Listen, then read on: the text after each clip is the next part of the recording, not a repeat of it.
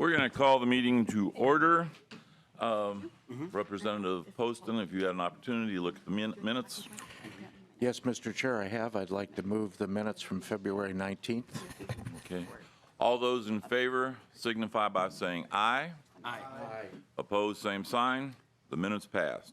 We will move on to our first bill. Representative Wolgamott, would you take the chair, please?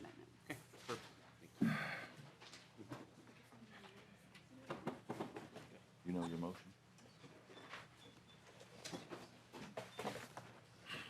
Okay, move it. Pull it over.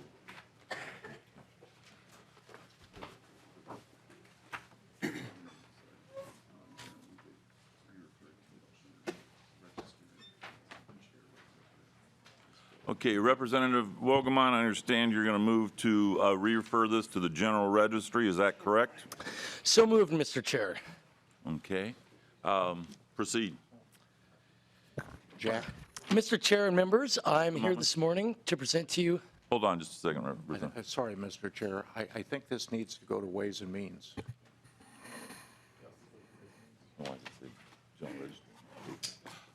Let's amend it to go to the Ways and Means. How's that? So moved. Okay. All right, thank you, Mr. Chair and committee members. I'm here this morning to present House File 1615. Last year, this committee worked to address the immediate security staffing needs for our correctional facilities by appropriating money for more corrections officers and to provide recruitment incentives to help reduce the vacancy rates. This was in response to the tragic murder of Officer Joseph Gom at Stillwater and the death of Officer Joe Perez at Oak Park Heights. Mr. Chair, members, new officers are crucial in addressing the safety concerns of our incarcerated populations and the staff that work there.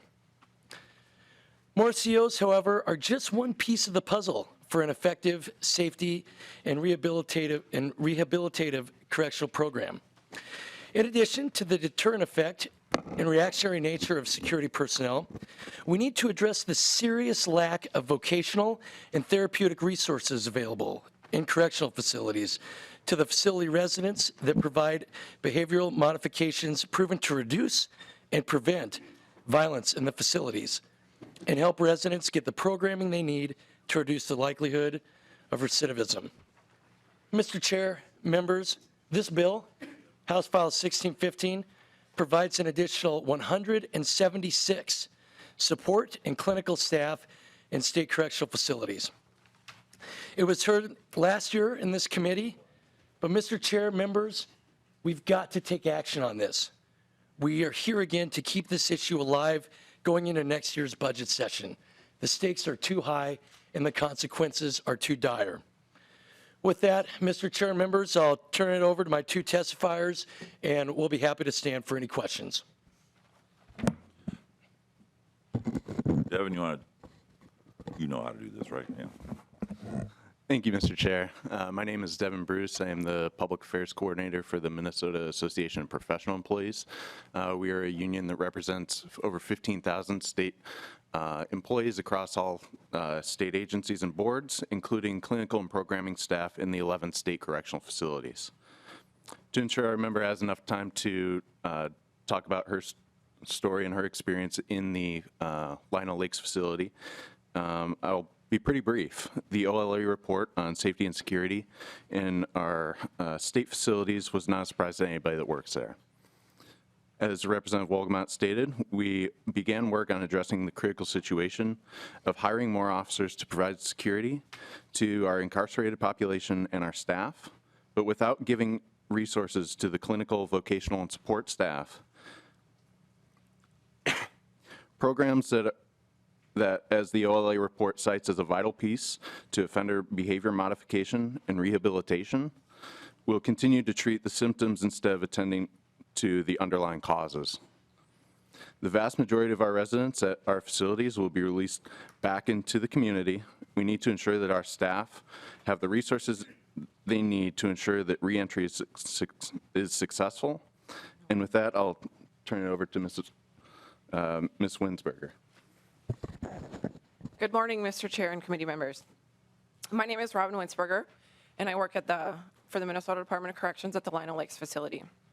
I'm a clinical program therapist, and I work in the Triad program. I've worked for the department for about 14 years. I've chosen to work in this environment and with this population to help those in need. The population I work with is often forgotten about and underserved, yet have a dramatic impact on our communities. I also work with this population in an attempt to make our communities safer. My coworkers and I have chosen to work in a unique environment with a high-risk population because it's important.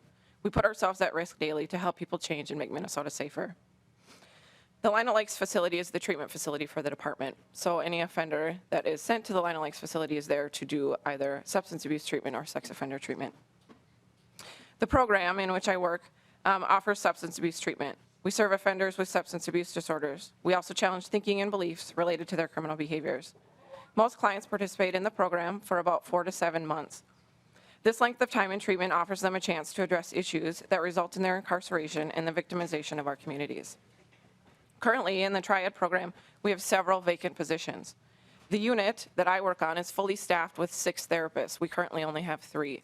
That means of the 76 offenders living on that unit, only 43 are receiving treatment. The other beds are filled with general population offenders, making treatment really hard to do on the unit. In an attempt to alleviate some of the hardship on the Triad program, therapists from other facilities have been sent to help, causing their own I'm facilities. sorry, can I interrupt you for just Yep. a second? They're housing the treatment people in with the general population? Yep, so the Triad program is a separate building, and in order to keep the beds full, those that aren't in treatment are often in general population offenders. I've never seen a model where that works. It's tough. It's really tough. Yep. Thank you. Sorry to interrupt. Yeah, that's right. So other therapists have been brought to the Triad program to help, leaving their own facilities and programs shorthanded. This also has disrupted programming in Triad. Schedules have been changed to accommodate the visiting staff. We have also started new groups facilitated by the visiting staff, which then leaves the Triad staff with more offenders to manage on a day-to-day basis on top of our already busy schedules. Some of the other difficulties that come with short staffing include increased safety risks to staff and offenders. Most recently, Triad experienced a significant staff assault. A corrections officer was assaulted by 2 offenders that were under the influence of homemade alcohol. In 14 years, that's the first time I've ever experienced a staff assault in the Triad program, or any offenders under the influence of alcohol. This increased stress in an already stressful environment. My coworkers and I have increased our hypervigilance. We're always on the lookout now after this incident. It's my opinion that staffing levels directly relate to our safety, and being fully staffed would have prevented this and many other incidences. The mission of the Department of Corrections is to reduce recidivism by promoting offender change through proven strategies during safe and secure incarceration and effective community supervision. And the Department of Corrections says that safety through supporting a safety-conscious environment for staff and offenders is a top value. We're unable to fully realize this mission without quality staff providing services to those incarcerated. Offenders that are mandated to treatment during their incarceration are not receiving services because there are not enough staff to provide those services. This is also impacting their ability to participate in other programming like work release and minimum. I want to thank you for taking the time and allowing me to share my experiences providing treatment in a correctional facility. With your help, the employees of the Department of Correction can work effectively to make Minnesota safer. Thank you. Representative Wolgamott, do you have any other testifiers? Do we have a question over here? Let's open it up for public testimony first. Anybody from the audience that wants to weigh in on this? Not seeing anybody. Representative Poston. Thank you, Mr. Chair. Representative Wolgamott, could you break down the 167 positions, please? Go ahead. Thank you, Mr. Chair. Representative Poston, we don't have a current breakdown on it because it varies from facility to facility based on what the staffing allocation is. But some of the positions that are included are nursing staff, our CPTs, particularly in 3s and 4s. And those are the clinical program therapists, such as Ms. Winsberger. There are integrated case management specialists that help connect folks who are currently incarcerated to begin planning and connective services back into the community so that when they're released, they're set up for success. It also includes folks from DOC to focus on recruitment, because we do have a recruiting issue of bringing more COs in, even with the additional FTEs, and folks to actually fill the spots that are already vacant, such as the additional 3 vacancies in Lino Lakes. So those are kind of the broad overview of the classifications that would be included in this bill. Thank you. Follow-up? Mr. Chair, thank you. Representative Wolgamott, is there been a fiscal note requested on this? In front of the testifier. Thank you, Please Mr. Chair. go ahead. Yeah, Representative Poston, there was a fiscal note requested last year. It hadn't been completed. We are still kind of waiting on what the status of it was. I don't think it was ever finished. Some of the bill was incorporated last year into the omnibus bill, but not all of the positions. So we don't currently have an estimate of the actual cost. Thank you. One more? Well, one more question, Mr. Chair. We didn't mention the need for any further correction officers. Is there a need for further correction officers up and above what we're already looking for? Mr. Bruce? Thank you, Mr. Chair. Representative, yes, there is a need.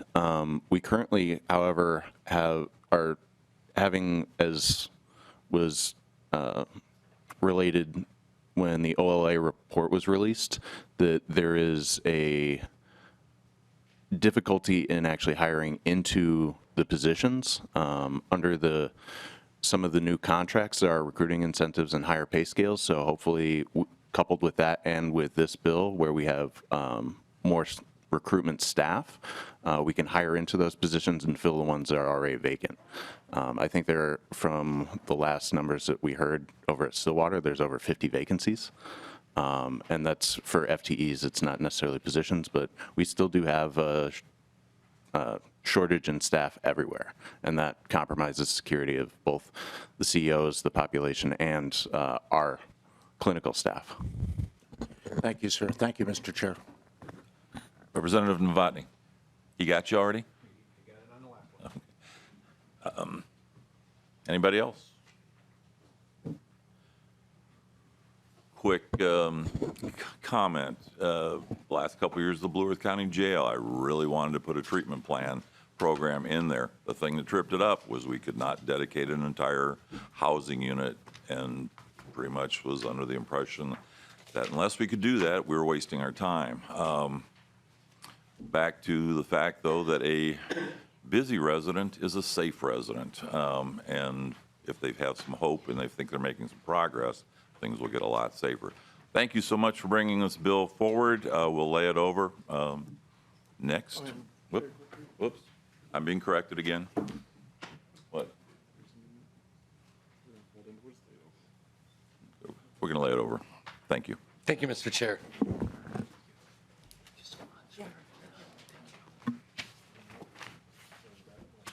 Okay, next we have Representative Wolgamott. And I believe you have some testifiers for this also. I do, Mr. Chair. They want to make their way down at this point?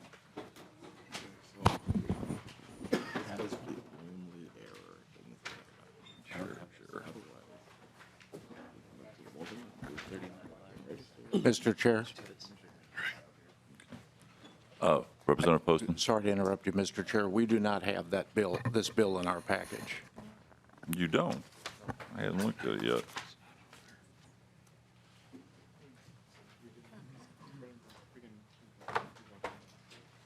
Okay.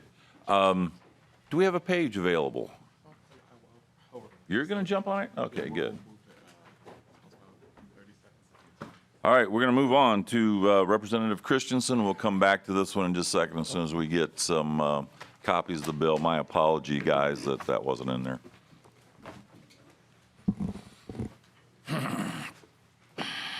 And this one is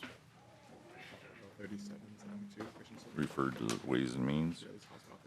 And testifier, Commissioner Snell, would you like to join her at the table?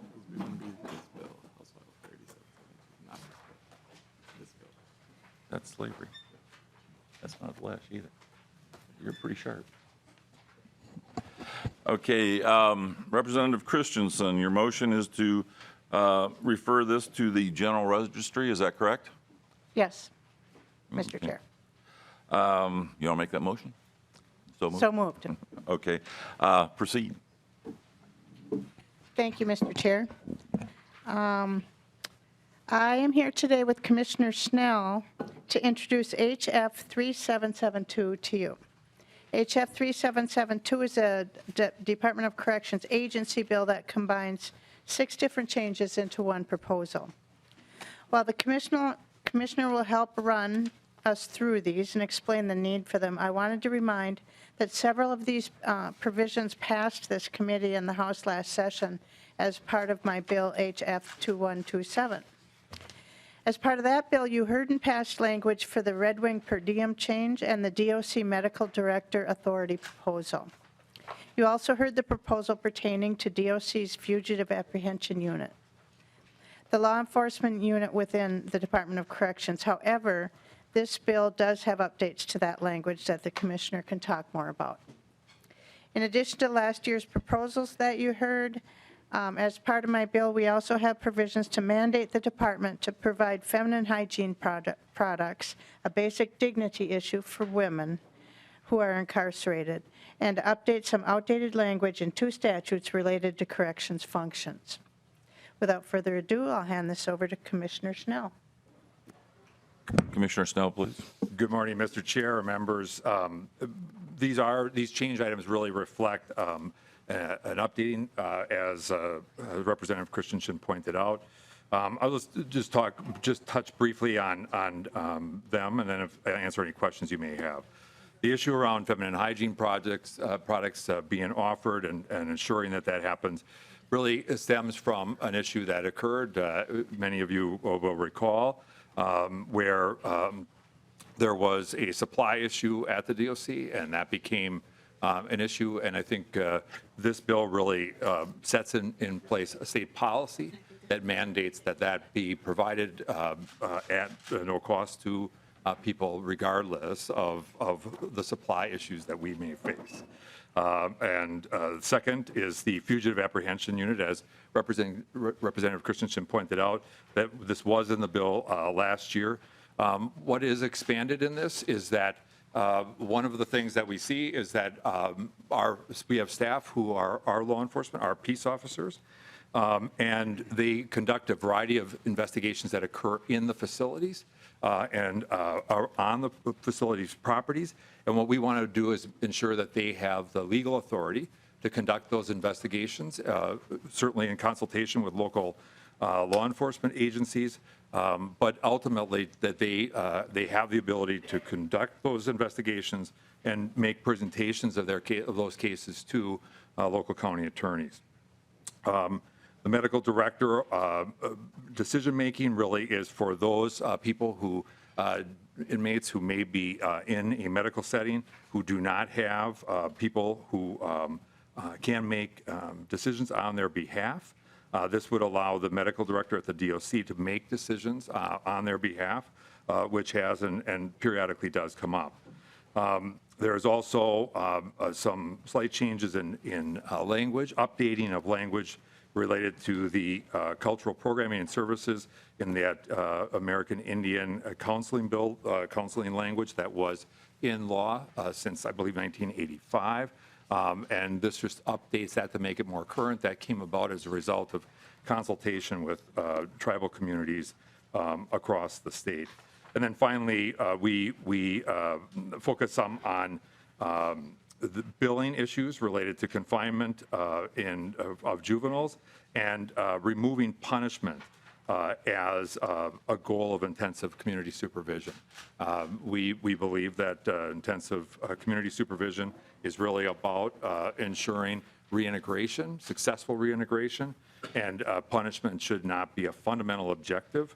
Accountability certainly is part of the role of the agents who provide these services, but their job in and of itself is not to punish. So that's just a brief overview of each of those items, and I can stand for any questions you may have. Okay, before we actually do questions, Representative Tapke, I believe you have an amendment. Yes, Mr. Chair. Thank you. I have an amendment. It is Amendment A20-0673, and what the amendment does is it is at the request of Ramsey County and was passed last year as part of a separate bill, and this amendment is being made again at Ramsey County's request. And the amendment was passed last session as part of HF 1714 and in the Senate, but got lost in the end of session. And we're trying to get a small deletion in the community corrections department in Ramsey County as part of this bill as well. My understanding is to get rid of redundant language. Yes, it's a technical change that gets rid of redundant language at the behest of Ramsey County, and as I understand, Department of Corrections is fully on board with doing this as well. Any questions or concerns? Representative Poston. Thank you, Mr. Chair. I direct this at the author or whoever can answer this question, but This is about the amendment first. about the amendment, yes.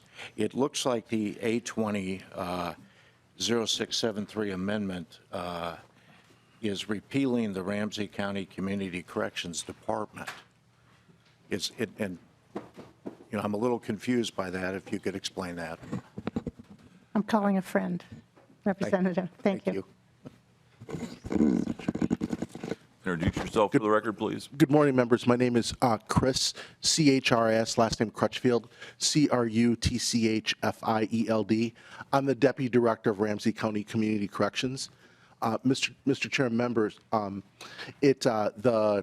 383A 404 was written in 1974, and it is a Ramsey County only statute.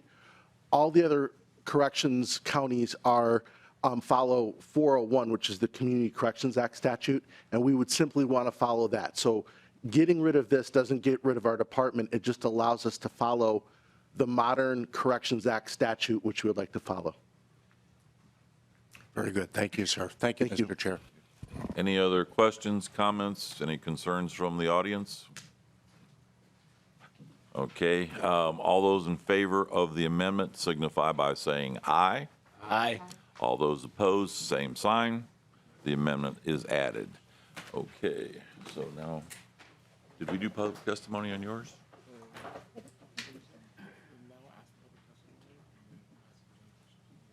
Okay. All right, now on the bill, is there anybody else that wishes to weigh in from the public?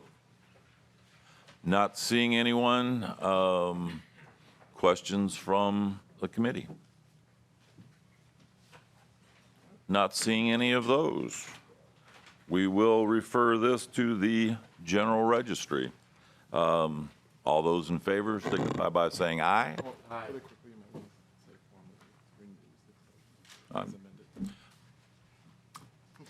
Chair will renew the motion as amended to refer to the general registry. Thank God for my committee administrator. All those in favor say aye. Aye. All opposed, same sign. Okay, next. All right, are we ready? Are we ready with Representative Wolgamott? You guys get a copy of the bill? Oh, actually not yet, no. Nope, I guess we don't have it yet. All right. We're into prisons?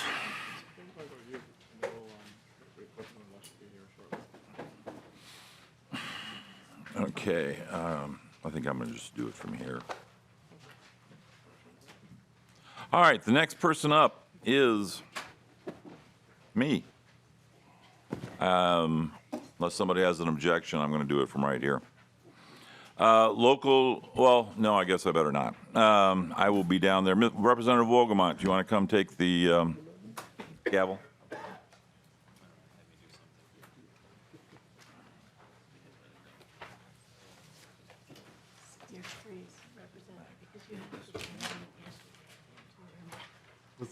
You had to move something for yesterday too, because conservation officer. But anyway, so you don't have.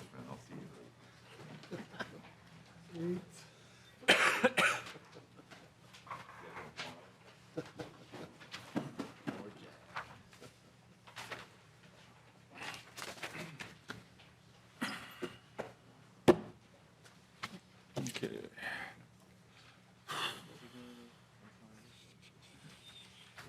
Okay. All right. Representative Considine moves to re-refer House File 2010 to the Judiciary Committee. So moved. Okay. We have discussed this a couple of times last year. We've discussed it once already this year.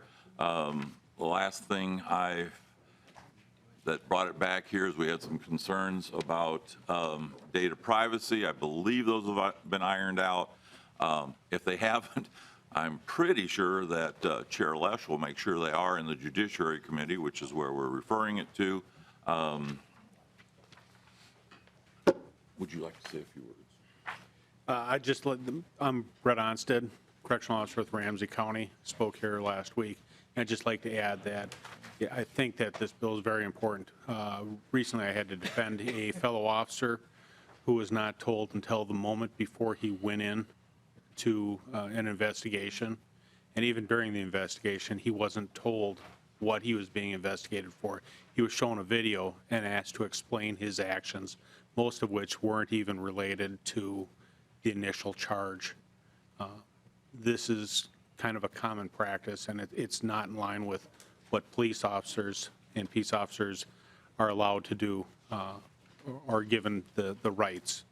And with inmates learning the tricks of how to put an officer in defense has been getting more and more sophisticated. And I think that this would help with officers being able to do their job much more effectively. I'll stand for any questions. Thank you. Members, any questions for this testifier? Very well.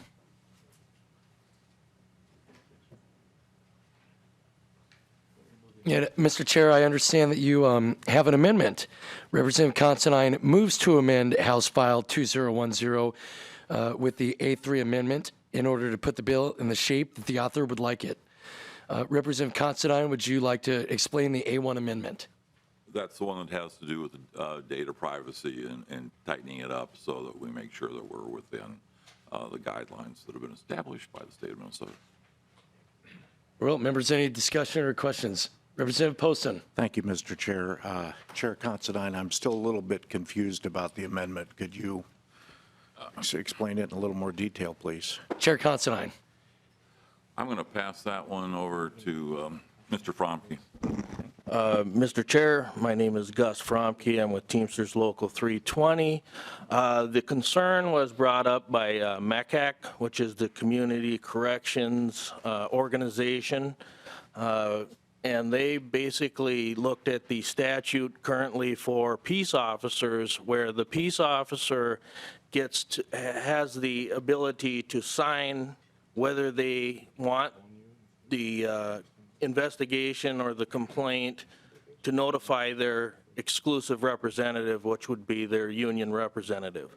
The way the current 2010 is written, it would be an automatic notification to the exclusive rep.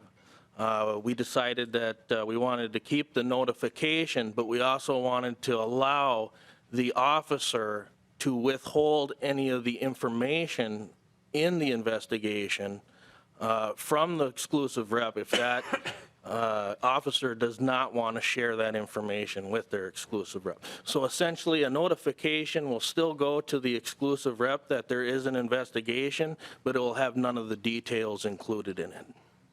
Thank you, sir. Thank you, Mr. Chair. Chair Mariani. Thank you, Mr. Chair, and Representative Considine.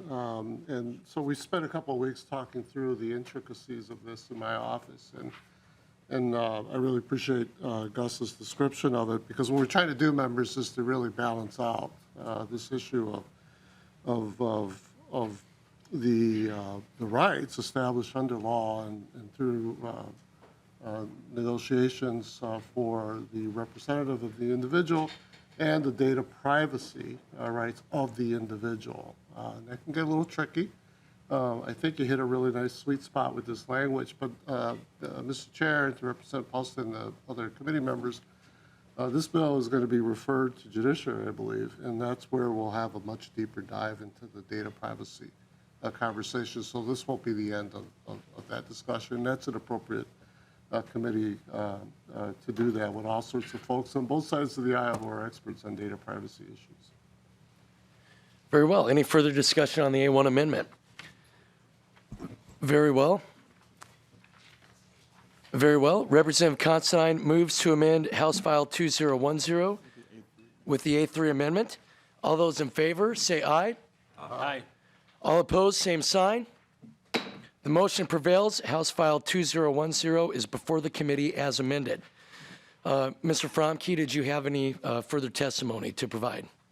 No, I just would like to, Mr. Chair, I'd just like to thank this committee for their hard work and their support of corrections officers. Thank you. Members, any further questions or discussions on House File 2010? Mr. Chair, any closing remarks? No, just thankful to get this through and passed, or moved anyway. Very well. Representative Considine renews his motion to re-refer House File 2010 as amended to the Judiciary Committee.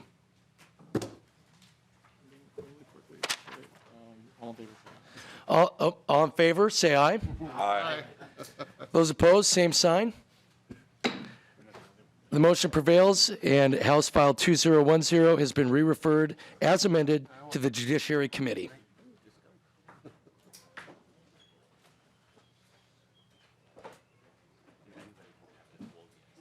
Yes, that's true.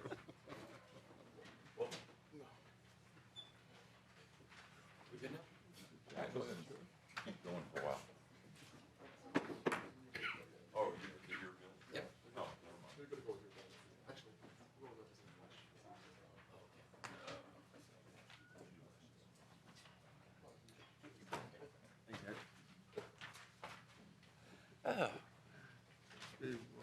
Chair Lesch, would you make your way down to the table? Yes, I will. Oh, good. Do you have some testifiers? You know, Yes. You know? I don't know. A lot's going on this time of year, Mr. Chair, so I forgot to check if I have testifiers. But I know that the commissioner's here. And You want to make your way to the table in case? Okay, where are we?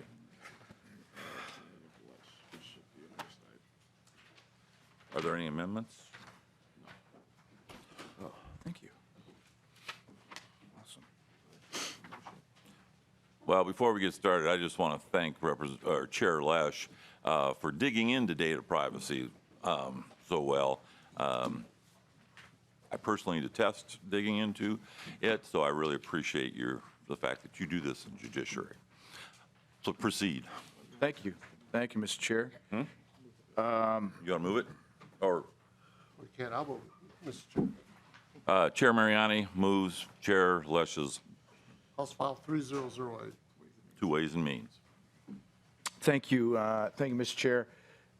Members, House File 3008 removes references of slavery from the Minnesota Constitution. This is an image of the original Minnesota Constitution signed in 1858, in the summer of 1858, when Minnesota became a state. And my great-great-great-grandfather signed a copy of this as a delegate from Scott County. He was actually the first county attorney in Carver County and signed tried the first murder case out in Carver County. I don't know who did it. I don't know if he won either, but he tried the first case. And it's significant because at the back of this document, I see his name and it says Frank Warner, delegate from Scott County. And it reminds me of how significant it is the things that we do that last long term. This document prohibits slavery in all cases, slavery and involuntary servitude in all cases except when a person is adjudicated having received their due process rights. That I saw as problematic for reasons that I'll get into in a second. This was offered as an idea from St. Paul Police Chief Todd Axtell. It was a New Year's resolution thought that he had of something that we could actually do that would move Minnesota forward significantly. So there's two things I want to speak to about this particular bill amendment. This would be a constitutional amendment that would change the Constitution, removing that language that permits slavery in cases where one is adjudicated. The reason why this is important is because of Minnesota's origins.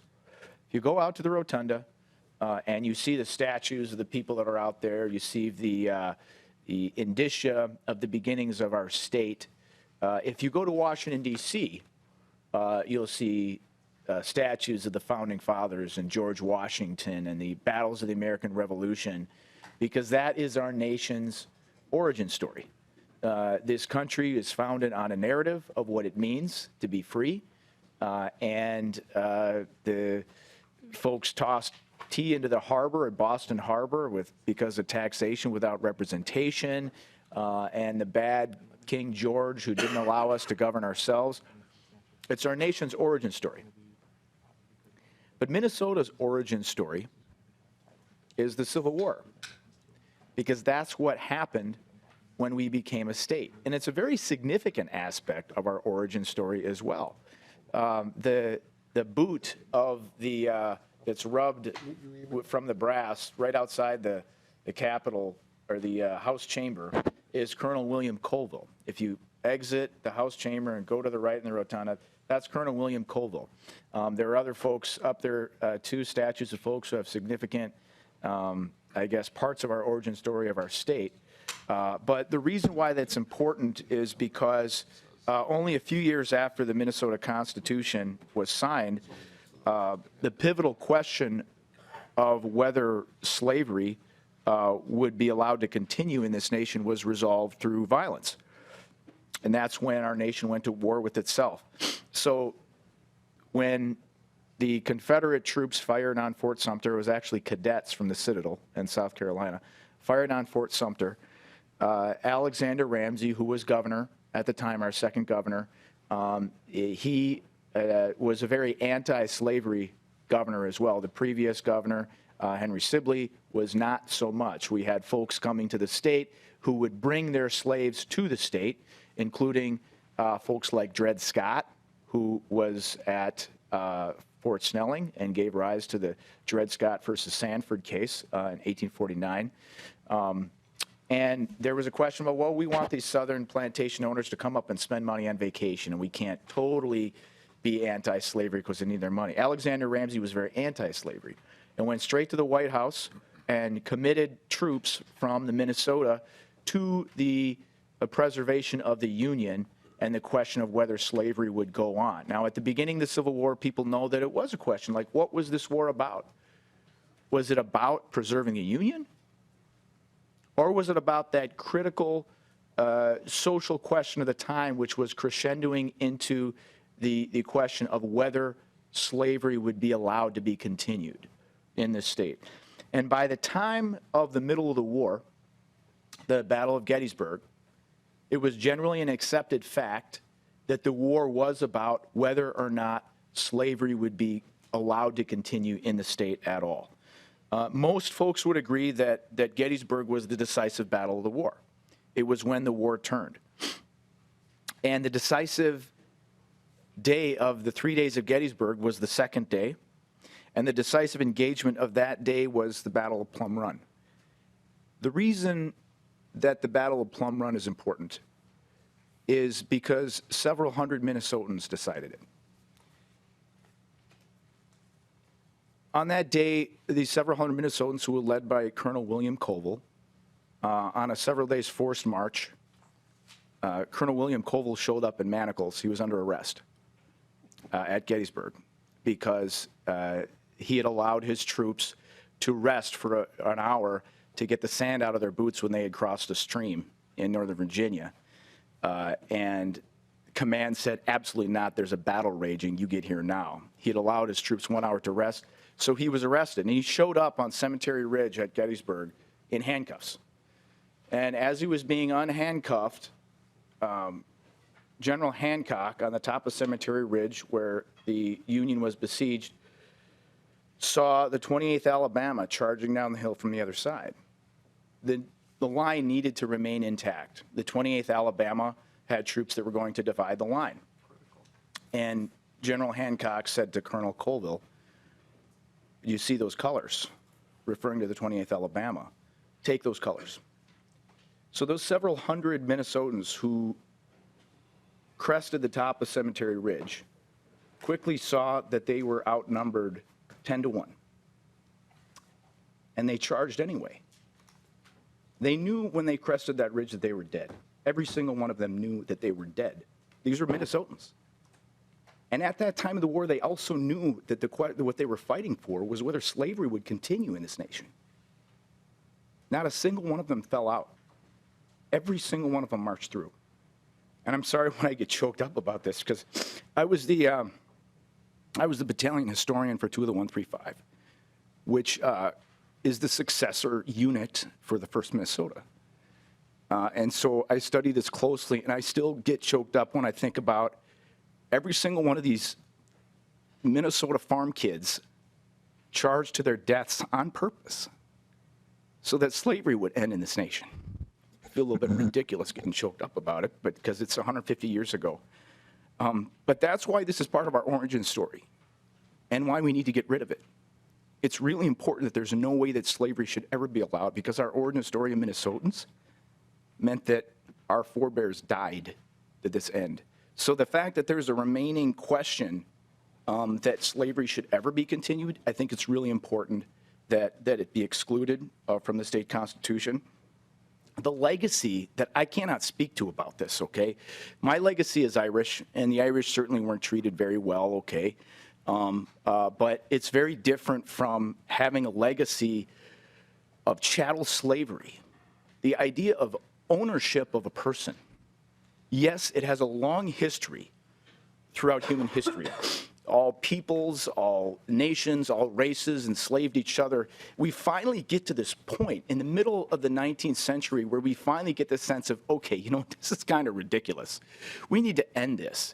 At the point where we got the crescendoing social ideology where it wasn't just slavery, but slavery got linked to race itself, to color itself. A particularly odious social construct of what our founders referred to as a peculiar institution. Even the founders knew this was weird, that there was something seriously wrong with it, but they benefited from it financially in a huge way. So they were trying to thread this moral needle that they seriously failed in, and it ended up in a war. That's why I think it's really important that we get this out of the Constitution. I apologize for getting choked up about that on there. I feel a little bit ridiculous about it. But I did study this in depth as the battalion historian, as the successor unit to the 1st Minnesota, so I feel a little bit close to it. And incidentally, there was an individual who wrote a book called The Last Full Measure. The title of the book taken from President Lincoln's speech at Gettysburg, referring specifically to the 1st Minnesota and what happened there. And his name was Richard Moe. And he was Walter Mondale's chief of staff when he was vice president under Carter. He left the White House in 1980 after Reagan was elected, went to work for a big Washington, D.C. law firm, hated practicing law, so spent all of his time doing other stuff after hours and writing this book about the 1st Minnesota, which is replete with information about what actually these kids went through. They were a diverse group of folks.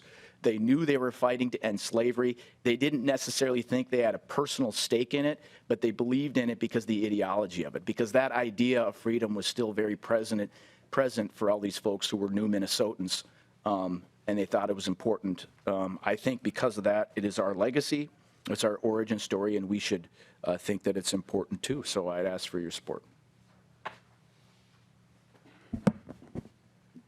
Thank you, Chair Lesch. Actually, I get kind of choked up about it too. For those that don't know, the Minnesota First has the highest casualty rate ever inflicted on a regiment in the history of the United States.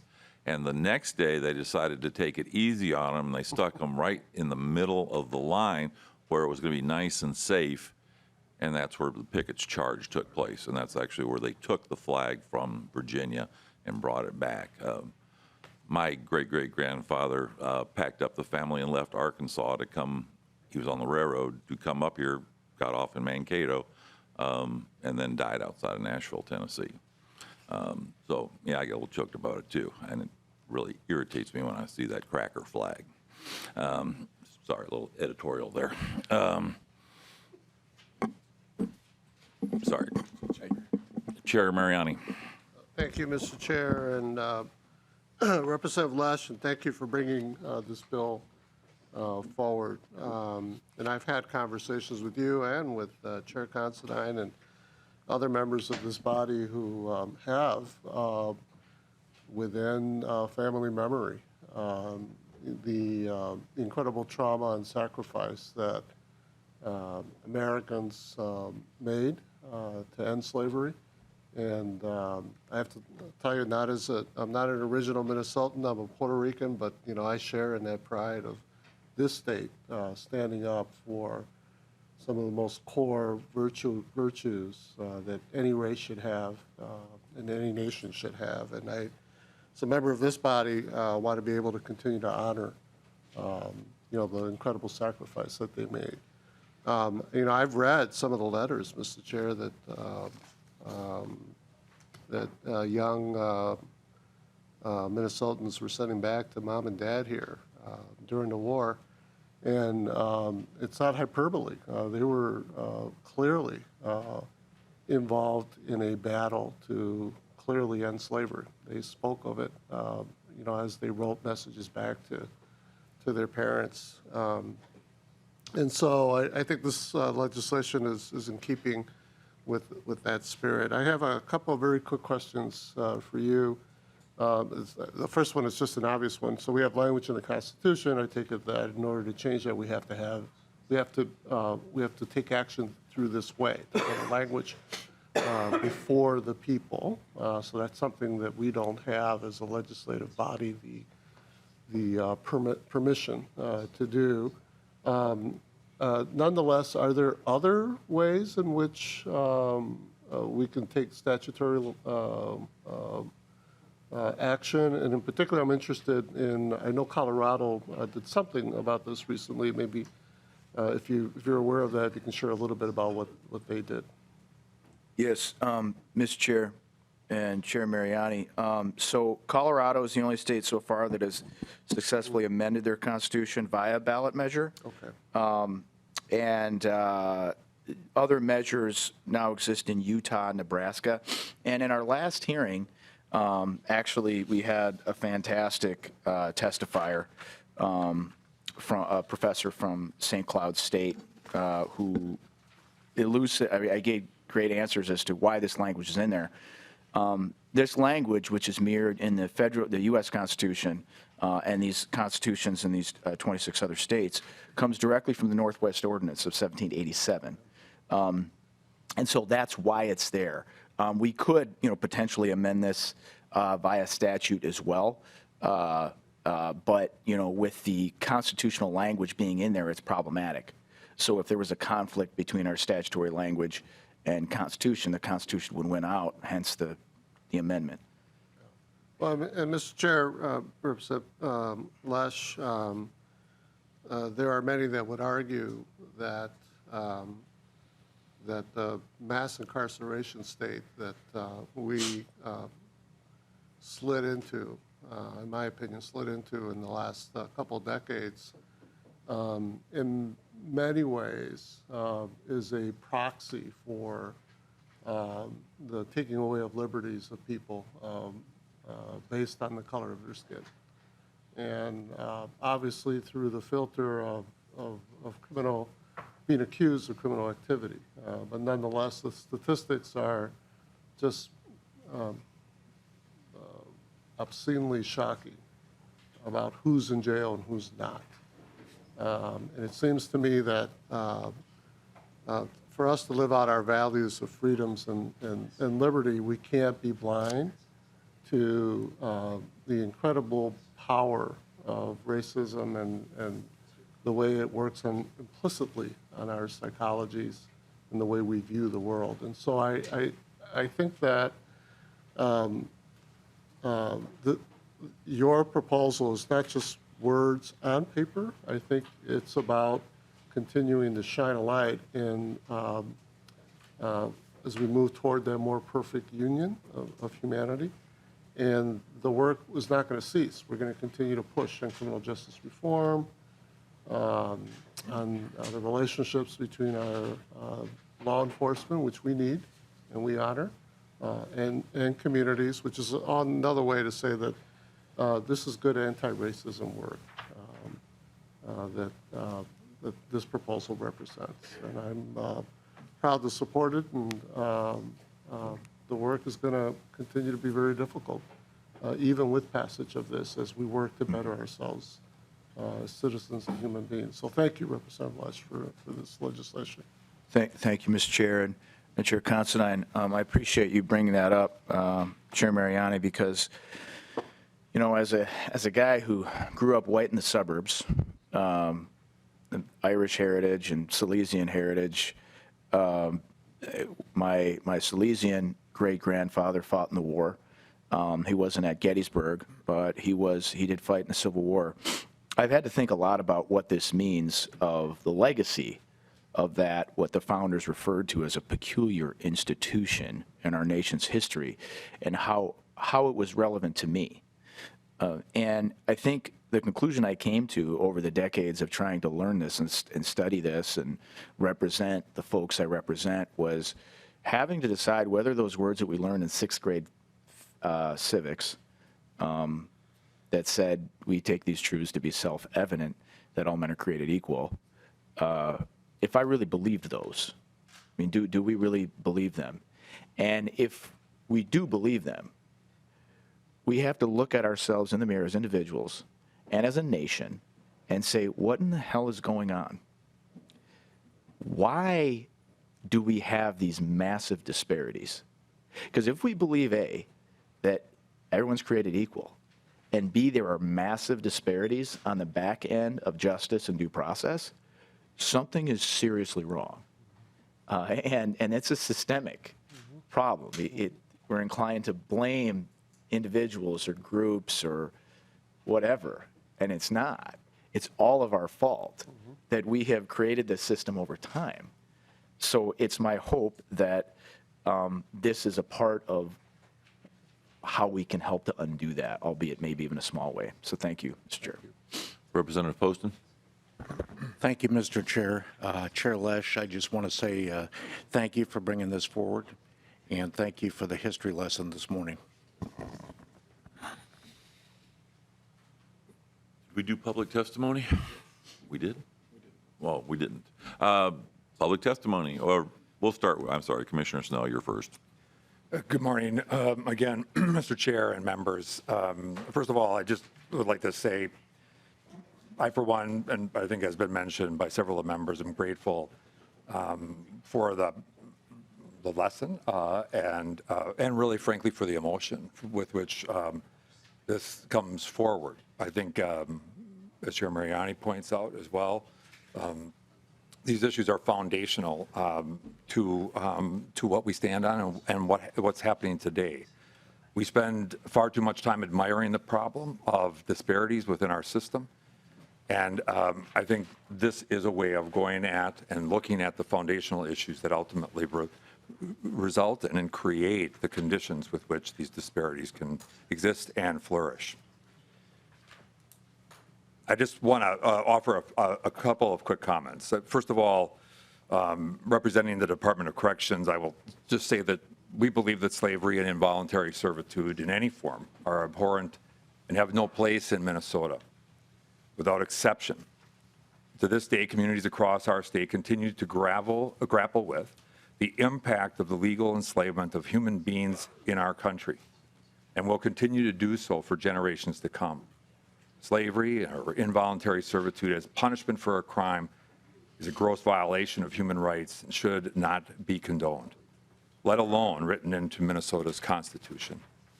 We wholeheartedly support this proposed amendment. The Minnesota Department of Corrections exists to transform lives, to make Minnesota a safer place to live, and slavery and involuntary servitude as punishment for a crime does nothing to advance that mission. We would say that research does continually show that people who are in the system, who are actively engaged in pro-social behaviors and maintain connections to the world outside of prison are most successful upon their release. Idle time is one of the strongest drivers of misconduct while people are in prison and a significant predictor of failure upon release. We mention this only because some people have raised the question of how does this relate to what happens in our prisons today. We rely on and use a data-driven approach to engage people in our prisons in activities and programming that are designed to prepare them to be released back into the community. This includes skills training, work and education programs, counseling, therapy, treatment, and advancement toward post-secondary educational degrees, medical and mental health care.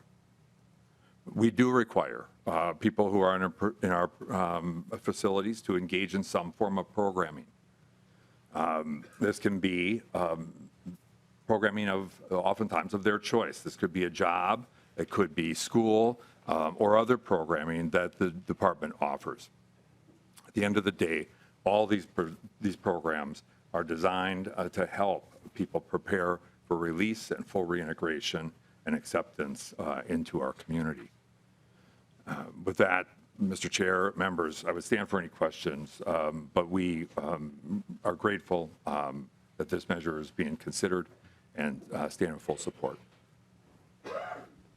Not seeing any questions. Is there anyone from the public that would like to weigh in? Not seeing anybody getting up. I'm sorry, Representative Lott, did you have? No. Representative Mariani, you want to renew your motion? Mr. Chair, yes, I would renew my motion that House File 3008 be referred to Ways and Means? Ways and Means Committee. Okay, all those in favor signify by saying aye. Aye. Aye. All opposed, same signal. Okay, moving on. Thank you, Mr. Chair, members. As passed. All right. You guys got the bill finally? Again, sorry that took a while. Representative Wolgamott.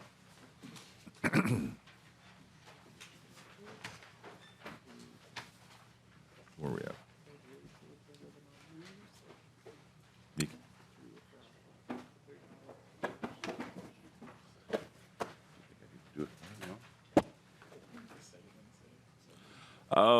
Representative Wolgamott, I understand you're going to move this to the general registry. So moved, Mr. Chair. Proceed. Mr. Chair and members, I'm here this morning to present House File 3911. It's a Department of Corrections agency bill, and I'm proud to be the chief author. I have Commissioner Snell here with me to give you more information about the bill itself and what it does. We also have experts from the Department of Corrections Office of Special Investigations here joining us. They'll be able to answer your questions, but I wanted to tell you a little bit about why this bill is a top priority for me and for my constituents. Mr. Chair and members, as you're aware, I represent the district that houses one of the 11 state correctional facilities. In fact, it is the oldest state correctional facility, the St. Cloud State Prison. Mr. Chair and committee members, just last Wednesday, we heard about the stunning findings from the OLA report regarding the safety and security challenges inside state prisons. And I was encouraged by the widespread support that we had as a committee to take action on those findings. Across the country and right here in Minnesota, our correctional facilities are dealing with growing threats posed by technology, including drones.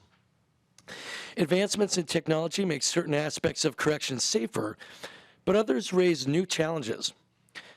The possibility of someone intentionally capturing imagery or video of DOC facilities and then publicly sharing it produces serious risks to the security of our correctional facilities. The likelihood of someone introducing items inside our correctional facilities, such as cell phones, drugs, or even guns, poses a grave threat to the safety of our corrections staff and the residents of these facilities. Mr. Chair, members, this is not just some imaginary scenario. This is happening all across our country. At least 13 states have already passed bills prohibiting drones from flying over and/or introducing items into our correctional facilities. And Mr. Chair, if you'll allow it, I have one such example to show you on video. Proceed. I can see it here. Is this the one from Ohio?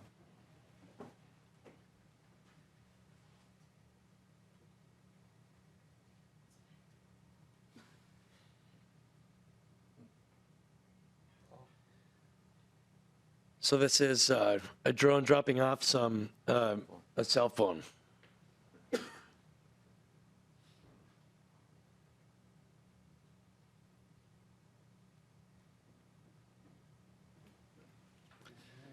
So there you go. That could, Mr. Chair, that could just easily happen in one of our Minnesota correctional facilities. That happened in Ohio. It was a drone dropping a cell phone and drugs inside a correctional facility. So as you can see, it's easy to use technology to create severe security risks inside our correctional facilities. So, Mr. Chair and members, I encourage you to check out coverage across the country on this issue because there is plenty, and my hope is that we can have support for this bill and increase the safety and security of our correctional facilities. With that, Mr. Chair and members, I will hand this over to Commissioner Schnell for his testimony, and I believe we also have other testifiers here as well to speak to the importance of this piece of legislation. Commissioner Snell.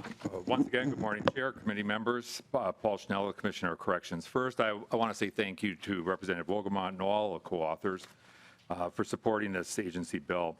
Our department is grateful for the forward thinking and assistance with keeping our facilities safe. Chair and members, House File 3911 before you today does the following things that are gaps in current law. First, it makes knowingly flying a drone over a correctional facility a misdemeanor, unless someone has requested permission, obtained permission from the commissioner or a designee for consent and has received it. While some may argue flying over a correctional facility does not pose any risk, we disagree. Most drones have the capability of capturing images or video. We have no way of knowing if the drone is actually actively capturing images of our facility and security protocols or not. So it's important that we have the ability to take action should that become a reality and these images become distributed online and compromise our security. Secondly, this bill would make it a gross misdemeanor to capture images and videos of our correctional facilities.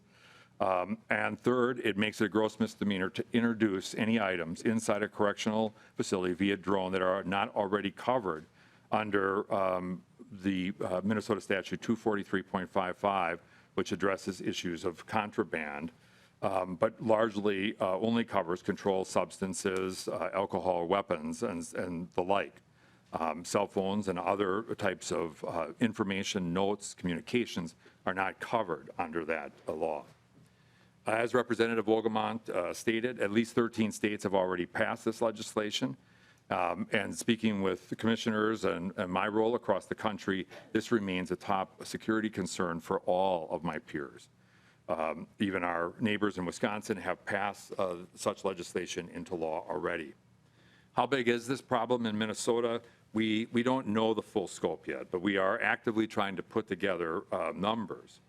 the agency acquired and placed a single drone detection device into service in July of 2019. The device and software interface is currently licensed through June of 2020. Half of the facilities, about 5 of them, use that system in 2019, and the other half will do it this spring in 2020. The goal was really to begin collecting baseline data regarding drone intrusions over the facilities. We have a hope to determine the timing and based on risk to request funds that would invest in more robust drone detection systems. We also have a snapshot of the intrusions during a short 3-week deployment at some of our facilities. We are using a pretty limited entry-level model, but it does provide us with notifications of intrusions into airspace directly above our facilities. It also identifies the manufacturer and in many cases the model of the drones that it can detect. Over the course of the 3 weeks detection cycles that we have put in place, we've detected the following number of drone intrusions at 5 of our facilities. In Faribault, we've, in one 3-week period, 7.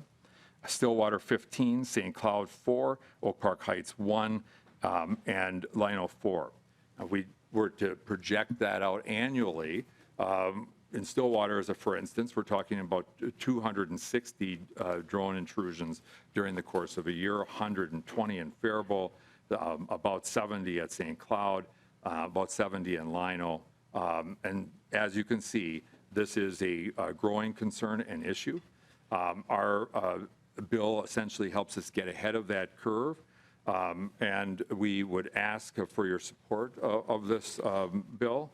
And with that, members, I can stand for any questions that you may have. Representative Poston. Thank you, Mr. Chair. To the author and the commissioner, whoever can answer this question, it's a really good bill. Thank you for bringing it forward. The consent, Commissioner, is that written consent? Commissioner Snell. Mr. Chair, Representative Poston, yes, we would provide written consent, and oftentimes, even today, the State Patrol is going to be doing something. They will notify us in many cases if they're going to be flying over, so that these things happen, but which they are not required to get a consent, but as a courtesy, they often let us know. In this case, we would be providing written consent. Yeah. Representative Wolgamott, you might add that into 1.9, that it's written consent. I think it would clarify that piece. My next question is, does this include county facilities, or is this just state facilities? Commissioner Snell. Mr. Chair, Representative Poston, it's a great question. We actually did meet with many of with the Sheriff's Association and talk about this. They are supportive. There was not many sheriff's offices whose jails had outside yards. Now, I was just thinking about the fact that having Ramsey County here, they have their workhouse, which does have outside yards and recreational sites. Right now, this really it really focuses on this, but ultimately, I believe it does address the correctional facility more generally. Representative Poston, any more follow-up? Yeah, thank you, Mr. Chair. I think it's important that the county correctional units, get included in this. And I understand a lot of them don't have yards, but I also can see these things hovering around windows and all kinds of other things. And in fact, 2 nights ago, I saw on television, we see more and more about these drones, where these drones can lift several hundred pounds. So I suppose the next thing you're going to be looking at is a drone lifting someone out of a facility. I hope not, but it's probably coming. Yeah. Thank you, Commissioner. Thank you, Representative. Thank you. Representative Tapke. Thank you very much, Mr. Chair. Representative Wolgamott, I am a co-author on this and I very much support this, but I have a couple of questions and concerns. So the Shakopee Correctional Facility is in the middle of a residential neighborhood. It is also next to an elementary school, a cemetery, there's a lot of different aspects going on than many of the other correctional facilities. So how would this apply to in Shakopee if someone that's just across the street within, 20 yards of buildings within the correctional facility and that kind of thing, if someone across the street is flying a drone and they are taking pictures of their kids or their house and they have photos of the correctional facility grounds in the background or whatever's going on, how would this apply to that kind of situation? Commissioner Snell. Mr. Chair, I think that's a great question. Really what we are looking at is if it's background, it just happened that they capture that in the background. It's really about flying over the facility or over the immediate property that that facility sits on. We really are looking at those places where our security could be compromised. That is the biggest concern. Follow-up, Representative Tapke. And then secondly, with that, what if a drone from a residential neighborhood gets off course and flies over the facility? What happens at that point? Is it automatically gross misdemeanor, or how do you plan on handling that kind of thing? Commissioner Snell. Mr. Chair, I think ultimately what we believe would happen is more and more there is a requirement even for recreational users that they are supposed to be trained in the use of these devices. We plan, if assuming this passes, that we would be working with the FAA to actually delineate from a geofencing kind of standpoint with them the boundaries of that facility so that people would know, oftentimes would know. The typical recreational user wouldn't. And I think the other reality is that the law does require that they are knowingly engaged in this activity. It's not, we're not looking at going after people who made a mistake and something like that happened. There has to be some level of knowing intent to do that. I mean, ultimately, the purpose of this is really to address the issues of safety and security. It's not to criminalize people who made a mistake. Right. One more, Representative Tapke. Yep, I've got another one. Thank you. So then my last question with it is that as well, at the Shakopee facility, there's a large open ground. That's just a big lawn area that unless you know that that's correctional facility land, you would have no idea that that's anything but an open park land or anything like that. How will that kind of thing be handled as well, where it's not necessarily delineated? I'm sure that there are other areas across the state where Department of Corrections owns land, and there are no facilities there at this time. Commissioner Snell. Mr. Chair, Representative, we are again really focused on the properties and the grounds immediately adjacent to the facilities. Again, the whole purpose of this is really about the security of that facility. And so the area, the land around the buildings itself, so across at Shakopee, across that street where we have that land would not be an area that we would have concerns about, because there are not any kind of security functions occurring there. Got it. Thank you very much for giving me time to do my best Representative O'Neill impression today. She is thorough. Representative Novotny. Chairman Considine, Commissioner Snell, does your unit have any ability right now to detect who's actually being responsible for the controlling of the drones? Commissioner Snell. Mr. Chair, Representative, as this develops and as the FAA kind of establishes these rules, even for recreational users, and more there's training, because of the drone detection devices, we are able to, there's a growing kind of ability to learn and determine who that may be affiliated with. Now, in some cases, that will be challenging. There is also technology today that just use of different types of laser stuff can follow, because recreational users are supposed to maintain a visual line of sight to the device. And so there is some ability to track where that device was launched from or returns to. So there are things from a technology standpoint that can be done. I think for purposes of this as a starting point, we really wanted to be in a place where we begin to set this as a state policy. The federal government, the FAA does in fact prohibit flying a drone over a federal correctional facility. It did not apply, however, to state facilities. I think really what this is the beginning of that. And as this technology develops, as the FAA takes more action, we believe that those possibilities are going to be far greater to track back exactly who's launching that. Thank you, Commissioner Snell, because as you know, next weekend, you could be calling me to go look for who's outside the St. Cloud prison flying this drone. It'd be nice to have some information beforehand to know what's going on and what you can and can't do as far as your capabilities. And one more question, Chairman Considine. Representative Knight. Have you been any conversation with the FAA about intercepting or interrupting those signals to stop that? Commissioner Snell.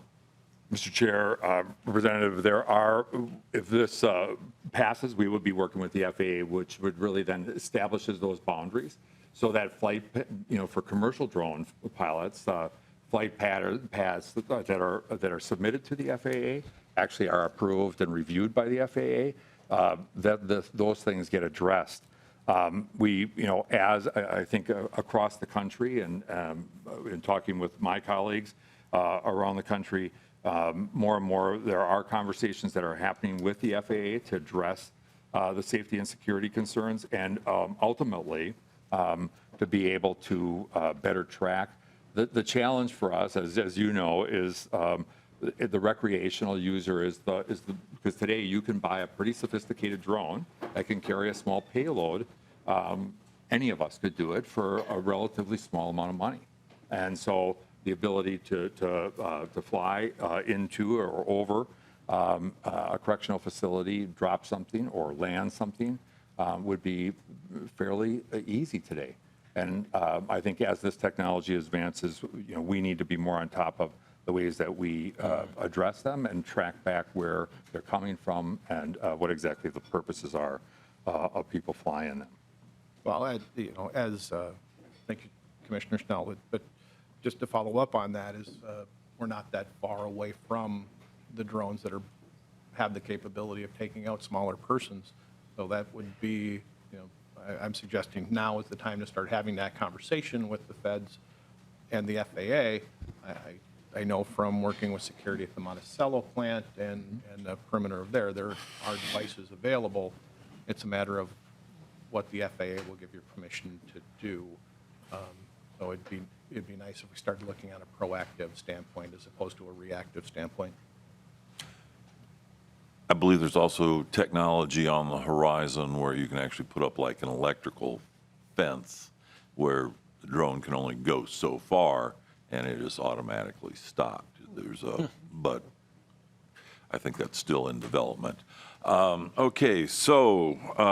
Mr. Chair, I believe we have additional folks who came to St. Paul to testify on this today. Okay, we're looking at about 6-7 more minutes, and we got a few more bills. Let's move this right along. CO Rick, please state your name for the. Thank you, Chairman. It's not usually in my nature to make things brief, but I will. Thank you.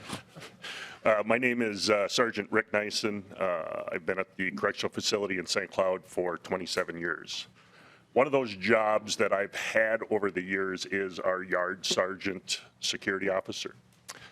That in and of itself, when I started 27 years ago, part of the job was to walk the interior of the 55 acres in St. Cloud, looking for things thrown over, softballs, drugs, whatever. Obviously, with the testimony of the commissioner and others, we're in a different place. The one thing that I really want to put a fine point on that we didn't talk about is the recreational use around the facility and how we need to react to seeing a drone. We don't always see them, but when we do, a whole bunch of things go into action. We have to switch everybody in. We have to secure the area. If we're really being proactive, we have to keep the offenders that are in the yard quarantined and separated because we're not sure if contraband has been introduced. The capture of the security aspect of it is concerning, But for those of us that walk inside the walls, the thing that is very concerning is the ability to have a payload and to drop weapons and drugs, because that's our safety. So in and of that, having to disrupt, to shut everything down, we are disrupting programming. We're putting stressors on an already short-staffed system. So myself, I'm here also representing AFSCME. We support this bill wholeheartedly and would really like to see it go through. So I don't know if anybody has any questions for me, but Thank you. Jack, I want to take one moment for AFSCME to thank you for all the work that you and your committee do. You've been a champion for us, and we really, really appreciate it. Thank you. You're welcome.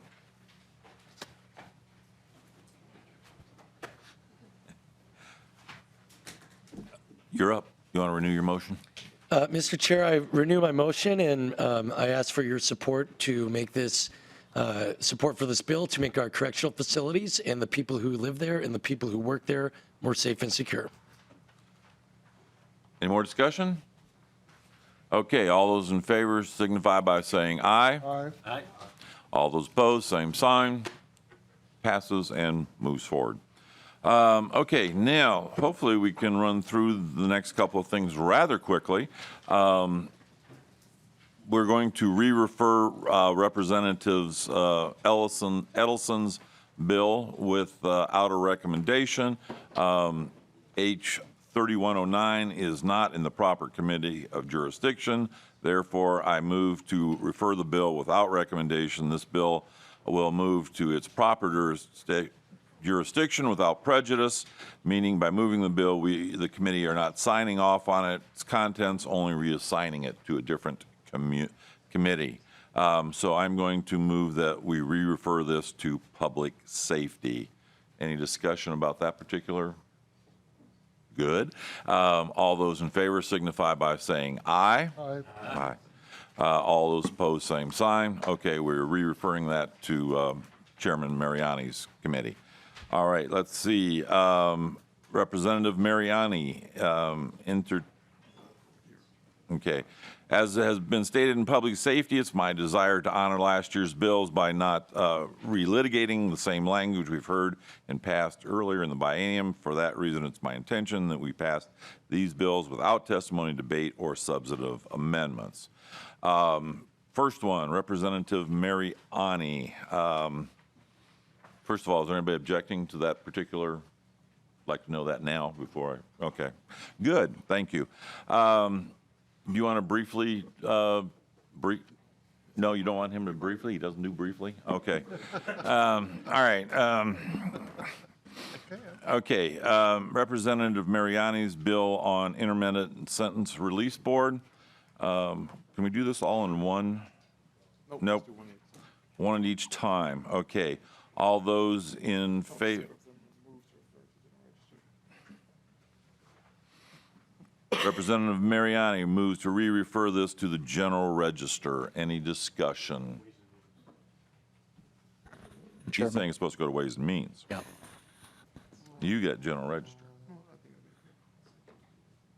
What, Chair, I'm not sure, I don't know why we would need to go to Ways and Means. You want to weigh in on that real quickly? I think the reason it needs to go to Ways and Means is the fiscal note aspect of it, Chair. Mr. Chair, I stand corrected. There's a fiscal aspect, and Ways and Okay. Means would be the appropriate. Thank you for your help on that particular one. We will re-refer it then to Ways and Means. All those in favor signify by saying aye. Aye. All those opposed, same sign. One of the things I've liked about this committee is the help that you guys have thrown out on some things when we make a mistake. All right. Bill 1237, state and local prison and prison inmates are required to be housed in publicly owned and operated jails and prisons. We're going to re-refer. Representative Wolgamott. Mr. Chair, I move to re-refer House File 1237 to the Public Safety Committee. Any discussion on that? All those in favor signify by saying aye. Aye. Aye. Any opposed, same sign. Good. We're moving right along. We'll move that forward. Anything other business that needs to come before this committee? No? Any other last-minute corrections from you? No? Okay. All right. I really do love my committee administrator. I don't care what it looks like out there. Okay, we're adjourned. Thank you.